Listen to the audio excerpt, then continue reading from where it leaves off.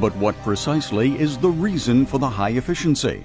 A look inside shows the functional principle of a refrigerant dryer and the advantages of a dry point RA Eco in detail. Humid compressed air, shown in blue, enters the heat exchanger at the top at about 35 degrees Celsius. There, it is pre-cooled in a countercurrent process by already dry and cooler air. It then flows through the actual cooler, in which it is continuously cooled down to approximately 3 degrees Celsius. The cold temperature reduces the compressed air's ability to absorb water. The ideally dimensioned demister removes 99% of the water droplets. The condensate then simply flows into the integrated Bacomat condensate drain, and all without the loss of compressed air. The cool, dry compressed air next flows through the upper section, again past the entering air, cooling it as before in a countercurrent process, and is thereby reheated. This further reduces the relative humidity, making the air even drier.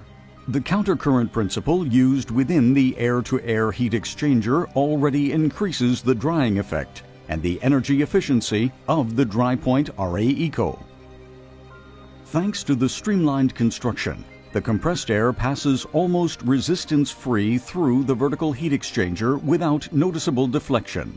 This minimizes pressure loss, thus lowering the system's energy consumption.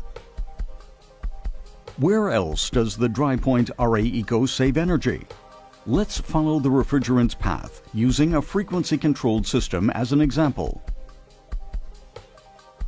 The coolant removes heat from the compressed air and gradually evaporates to gas. This gas is sucked into the compressor where it is highly compressed. The higher pressure generates heat. The gas must first be cooled. It thereby condenses back into liquid. Liquid, but still under high pressure, the refrigerant expands in the expansion device. The pressure decreases during this process, also resulting in a sharp decrease of temperature, which provides the heat exchanger with the necessary cooling capacity. The refrigerant evaporates and is drawn in by the compressor again, and the cycle begins once more. In order to save energy when fluctuations in compressed air occur, such as flow volume, temperature, or pressure, the smaller versions of the dry point RA Eco switches the refrigerant compressor on and off to accommodate variations in the drying requirements. After reaching a certain system size, the drying performance is controlled by changing the frequency of the compressor, and thus even more finely adjusted to the volume flow. Larger dryers adapt both the speeds of the compressor and the fan to match the volume flow.